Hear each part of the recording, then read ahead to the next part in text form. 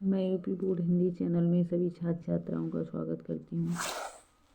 आइए हम पढ़ते हैं सुमित्रानंदन पंत द्वारा रचित नौका विहार, जिसका पहला भाग हम पढ़ेंगे। नौका विहार, पहले हम इसका पाठ करते हैं, इसके बाद आपको व्याख्या बताते हैं। आइए देखते हैं। शांत स्निग्ध ज्योतिषना उज्ज्वल अपुलक अनंत नीरव भूतल सैकत शय्या पर दूत धवल तनवंगी गंगा ग्रीष्म बिरल लेटी हैं शांत क्लांत निश्चल तापस बाला गंगा निर्मल शशिमुख से दीपित मृदु करतल लहरें उर पर कोमल कुंतल गोरे अंगों पर शिहर शिहर लहराता तार तरल सुंदर चंचल अंचल शाने लांबर साड़ी शीश कोड़न से जिस पर शशि की रेशमी विभा से भर सिमटी हैं वर तुल मृदुल लहरे। आइए देखते हैं इसकी व्याख्या। पहले को देख लो सुन के। आइए अब हम इसकी व्याख्या देखते हैं। शांत स्निग्ध ज्योत्सना उज्ज्वल। इसमें पंत जी ने चांदनी रात में गंगा का मनोहारी चित्रण एक मनोहारी नायिका के रूप में किया है। पंत जी कहते हैं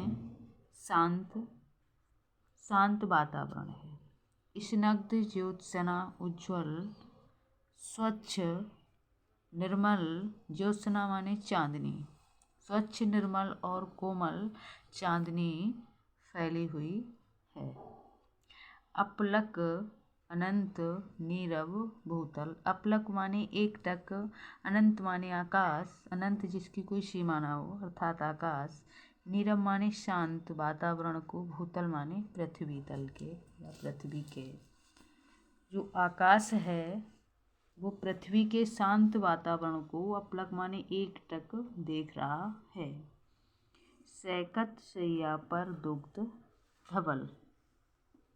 सैकत शैया पर रेत की शैया पर, दुग्ध धवल दूध के समान श्वेत, तनवंगी गंगा क्षीणकाय शरीर वाली गंगा, ग्रीष्म ब्रल ग्रीष्म ऋतु में तपित,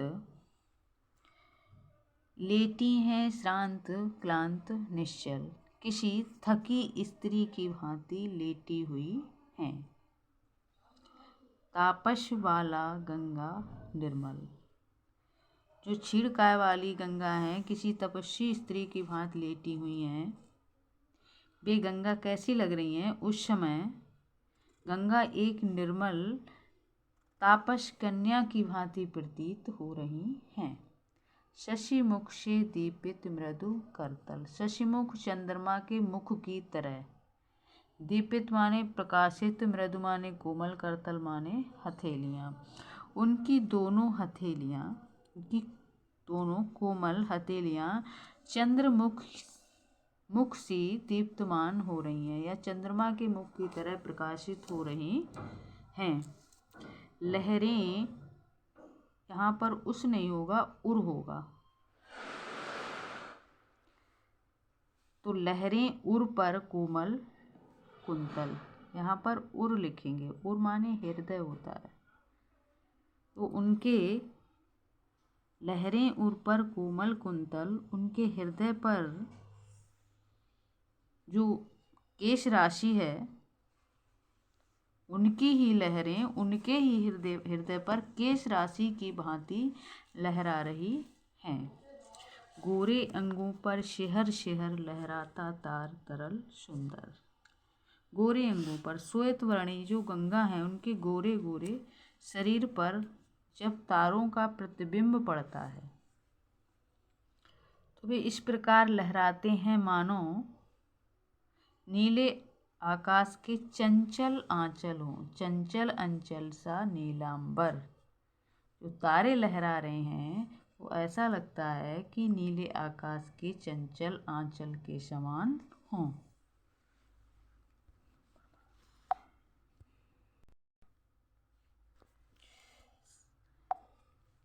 साड़ी सी सिकुड़न सी जिस पर शशकी रेशमी विभा से पर और चंद्रमा के रेशमी प्रकाश में, शशिकी रेशमी विभा से भर चंद्रमा के रेशमी प्रकाश से भरी जो लहरें हैं, लहरों के रूप में साड़ी की सिकुड़न सी शोभा दे रही हैं।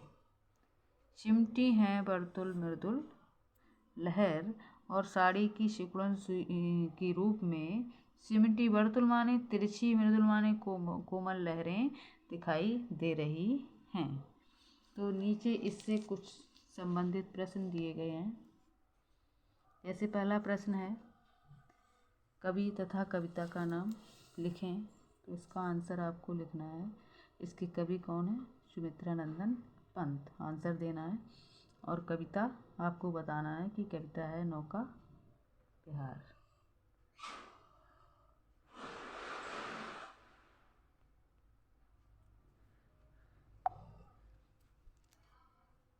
दूसरा प्रश्न है दिए गए पद का भावार्थ लिखें। तो व्याख्या मैंने आपको बताई हुई है, इसके भाव का अर्थ आप स्पष्ट कर दें। तीसरा प्रश्न है दिए गए पद का काव्य सौंदर्य स्पष्ट करें। काव्य सौंदर्य में भाषा पंत जी की संस्कृत निष्ठ हिंदी खड़ी बोली है और रस इसमें श्रृंगार है। मानवीकरण भी है, गंगा का मानवीकरण किया गया है और गुण माधुर्य भी है और प्रसाद भी है। अलंकार अनुप्रास। अगला प्रश्न है शांत व उज्ज्वल सी कौन है? तो शांत और उज्ज्वल सी गंगा है। अगला प्रश्न है अंतिम प्रश्न गंगा का आंचल किसे बताया गया है? तो गंगा के आंचल के रूप में तारे लहरा रहे हैं। आज की वीडियो में इतना ही, मिलते हैं अगली वीडियो में, तब तक के लिए धन्यवाद।